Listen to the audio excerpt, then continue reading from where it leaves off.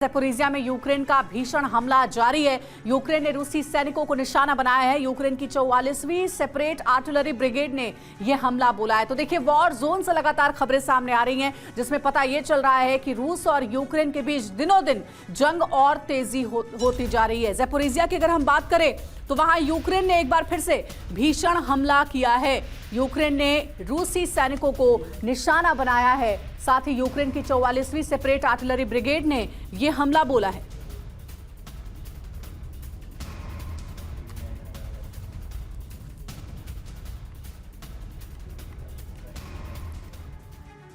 तो वही राजधानी मॉस्को से लेकर रूस के अलग अलग इलाकों में ज़ेलेंस्की की ब्रिगेड नॉन स्टॉप गुरिल्ला आघात कर रही है।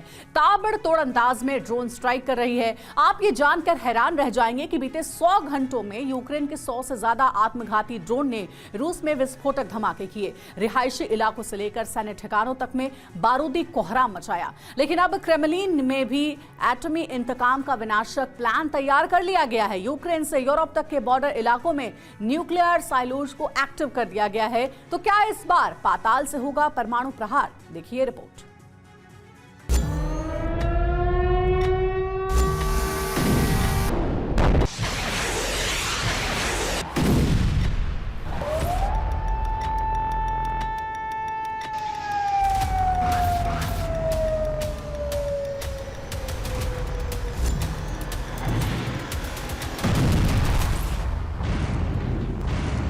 बीते 100 घंटों में यूक्रेन के 100 से ज्यादा ड्रोन ने राजधानी मॉस्को समेत रूस के कई इलाकों में कोहराम मचा दिया।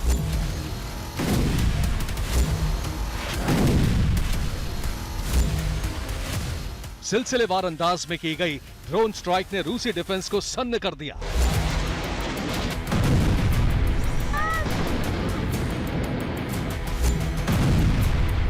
क्रेमलिन तक में खलबली मचा दी और प्रेसिडेंट पुतिन का माथा ठनका दिया।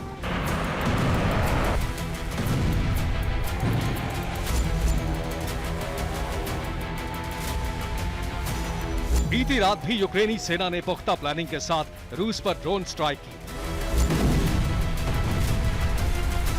सबसे पहले यूक्रेन के 3 बड़े इलाकों में आत्मघाती ड्रोन से हमला हुआ।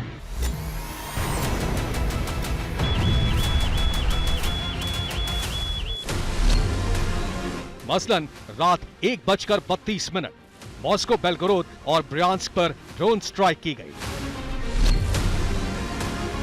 सुबह 4:25 ब्लैक सी में क्रीमिया कोस्ट के पास ड्रोन हमला किया गया।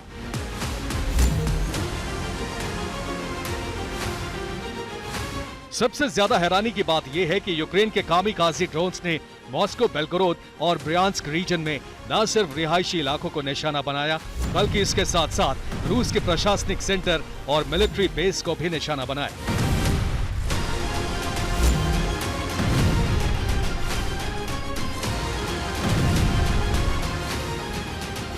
मॉस्को को छोड़ दें तो यूक्रेन की सेना ने बॉर्डर से लगे तमाम रूसी इलाकों में ड्रोन प्रहार किया।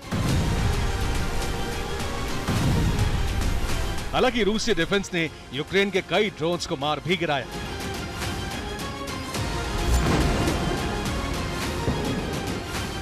मसलन मॉस्को में 2 यूक्रेनी ड्रोन्स तबाह किए गए।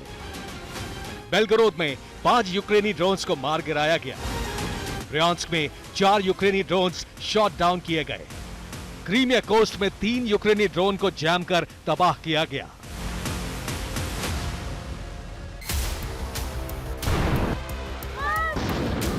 मतलब ये कि यूक्रेन के निशाने पर मॉस्को और क्रीमिया समेत रूस के वो शहर हैं जो यूक्रेन के बॉर्डर से सटे हुए हैं। इसके अलावा वो इलाके भी जहां रूसी डिफेंस के अहम एयरबेस मौजूद हैं।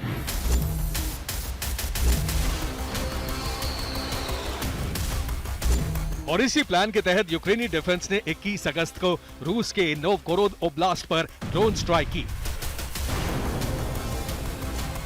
इस हमले में रूस का Tu-22 बॉम्बर तबाह हो गया। आपको बता दें कि यूक्रेनी बॉर्डर से करीब 500 किलोमीटर दूर यूक्रेन के कामिकाज़ी ड्रोन ने नोवगोरोद ओब्लास्ट में मौजूद सलत्सी एयरबेस को निशाना बनाया, जहां रूसी डिफेंस ने आधा दर्जन से ज्यादा Tu-22 बॉम्बर और लड़ाकू विमान तैनात कर रखे थे। यूक्रेनी ड्रोन हमले में रूस का एक Tu-22 सुपरसोनिक बॉम्बर तबाह हो गया। इस अटैक के फौरन बाद रूसी डिफेंस ने बाकी बचे बॉम्बर्स और लड़ाकू विमानों को ओलेनिया एयरबेस पर शिफ्ट कर दिया।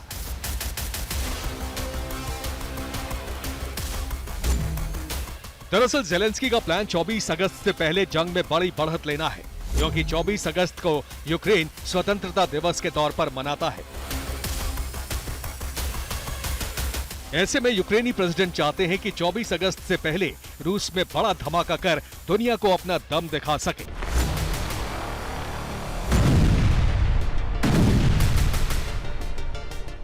वहीं इसके ठीक उलट पुतिन का प्लान 24 अगस्त से पहले यूक्रेन को जमींदोज करना है।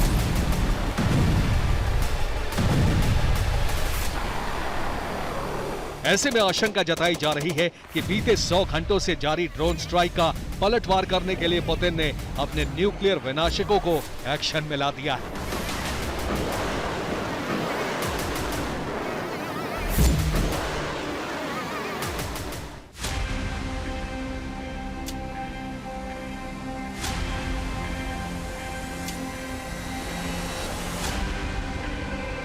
कुछ मीडिया रिपोर्ट्स में यह दावा किया गया है कि रूस ने अपने सारे बड़े हथियार विनाशकारी वेपन्स को एक्शन मोड में ला दिया है।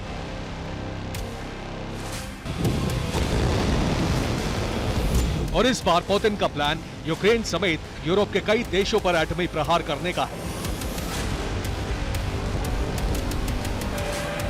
और ये सिर्फ आशंका नहीं, बल्कि पुतिन के करीबी और रूस की सिक्योरिटी काउंसिल के डिप्टी चेयरमैन मेदवेदेव भी कुछ ऐसा ही ऐलान कर रहे हैं।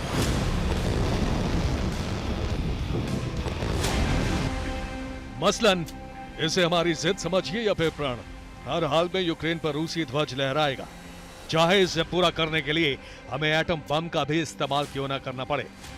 हम किसी भी कीमत पर पीछे नहीं हटेंगे, चाहे दशकों लग जाएं।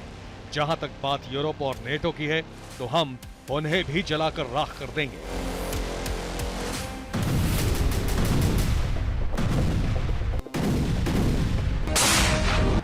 मतलब यह है कि अगले 48 घंटे रूस यूक्रेन जंग में काफी अहम है।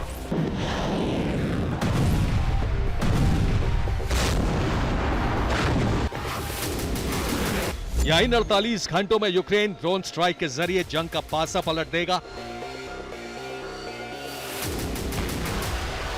या फिर पुतिन अगले 48 घंटों में परमाणु हथियारों से विनाशक तबाही मचा देंगे।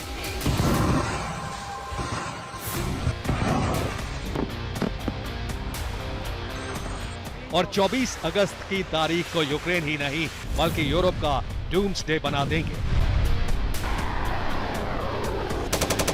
Bureau report, TV9 Bharatvarsh.